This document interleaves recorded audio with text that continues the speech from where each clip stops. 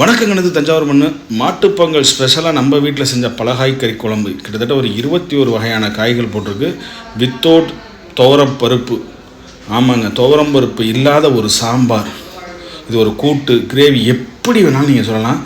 கடையில் விற்கிற எல்லா கிழங்கையும் வாங்கிட்டேன். பட்டாணி, சுண்டல், மொச்சை, என்னென்ன பருப்புகள் அத்தனையும் வாங்கியாச்சு. நிலக்கடலை, வெள்ளை சுண்டல், கருப்பு சுண்டல், அவ்வளவும் இருக்கிற காய்கறி பூரா இதுக்குன்னு கேட்டாலே அவங்க தனியாக எடுத்து கொடுத்துட்றாங்க. புளி, கடுகு, சீரகம், சோம்பு, கொஞ்சோண்டு உப்பு, நல்லெண்ணெய். இங்கே பாருங்கள், லைட்டாக தக்காளி, வெங்காயத்தை போட்டு நல்லா வதக்கி விட்டு பச்சை மிளகாவும் போட்டு வதக்கியாச்சு. வதக்கிற காயை அப்படியே நறுக்கி வச்சுருந்தேன். அத்தனை காயிலையும் கொஞ்சம் கொஞ்சமாக அப்படியே நீங்கள் தட்டை பார்த்தாலே தெரியும். அவ்வளோ காயும் நம்ம சாப்பிட்டோம்னா எவ்வளோ நல்லது. டெய்லி இது மாதிரி வீட்டில் வச்சு கொடுத்தா சூப்பராக சாப்பிடலாம்.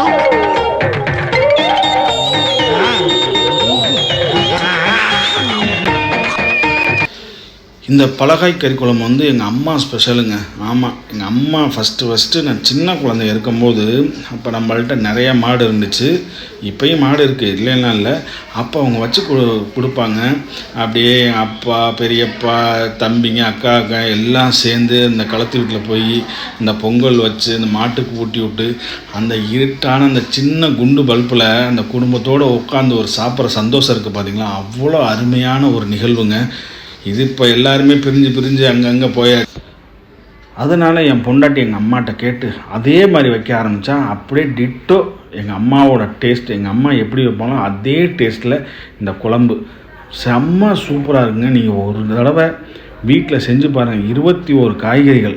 ஆமாம், கொஞ்சமாக பருப்பு வகைகள், எது ஹெல்த்துக்கு நல்லதோ அத்தனையும் உள்ளே இருக்குங்க.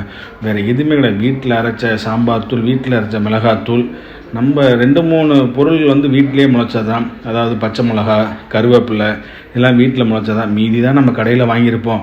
முருங்கைக்காய் கொண்டு எங்கள் வீட்டில் தான் முளைச்சாங்க. பாருங்கள், ஆவி பறக்க குழம்பு ரெடி ஆகிட்டுருக்கு.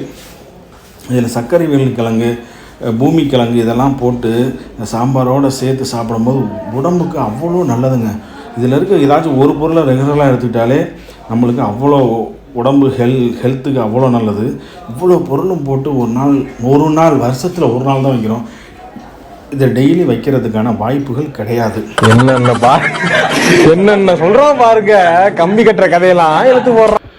காய் நல்லா முக்காப்பாக தான் வெந்ததுக்கப்புறம் தான் நீங்கள் புளி ஊற்றணும். புளி ஊற்றி ஒரு 5 நிமிஷம் நீங்கள் அப்படியே இறக்கி வச்சிடலாம். அப்புறம் வெண்பொங்கலுங்க. நம்ம வீட்டிலேருந்து வந்த பச்சை அரிசியில் சூப்பரான வெண்பொங்கல் செஞ்சுட்டேன்.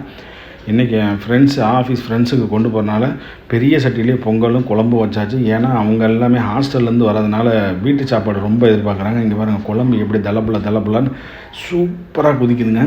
அதோட ஸ்மெல் இருக்குது பார்த்தீங்களா, அந்த நறுமணம், அந்த வாய்ப்பே இல்லை, சொல்ல வாய்ப்பே இல்லைங்க.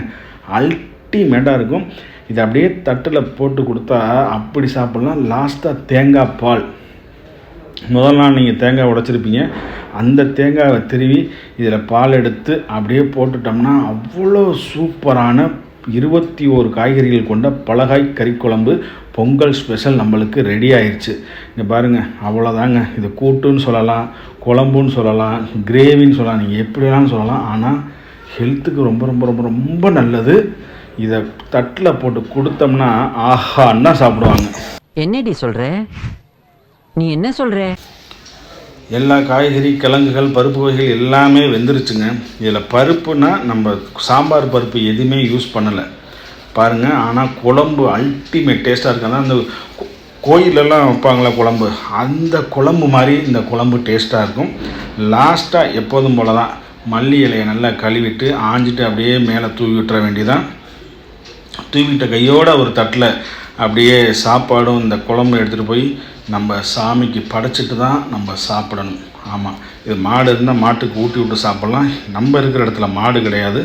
அதனால் சாமிக்கு நம்ம படைச்சிட்டு முன்னோர்களை வேண்டிட்டு நம்ம சாப்பிட்டுக்கலாம். இங்கே பாருங்கள், சூப்பராக கொண்டு போய் பூஜை ரூமில் வச்சுட்டா என் பொண்டாட்டி அழகாக ஒரு சாமியை கும்பிட்டு உலகத்தில் இருக்கும் அனைத்து உயிரினங்களும் எந்த ஒரு நோய் நொடி எதுவும் இல்லாமல் நல்லா வாழணும்னு மனதார பிரார்த்திச்சுட்டு அப்படியே நம்ம சாப்பிட்டோன்னா அந்த பலகாய் கறி குழம்பு, இந்த வெண்பொங்கல் மேலே வச்சிருக்கால என்னன்னு பார்க்குறீங்களா,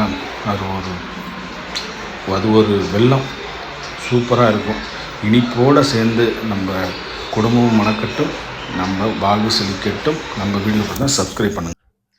வணக்கம். எல்லாரும் மறக்காம பைந்தமிழ் விளாக்ஸ் சேனலை வந்துக்கிட்டு சப்ஸ்கிரைபரு, கமெண்டு, அப்புறம் லைக்கு, ஷேரு எல்லாத்தையும் பண்ணி விட்ருங்க. நன்றி, வணக்கம்.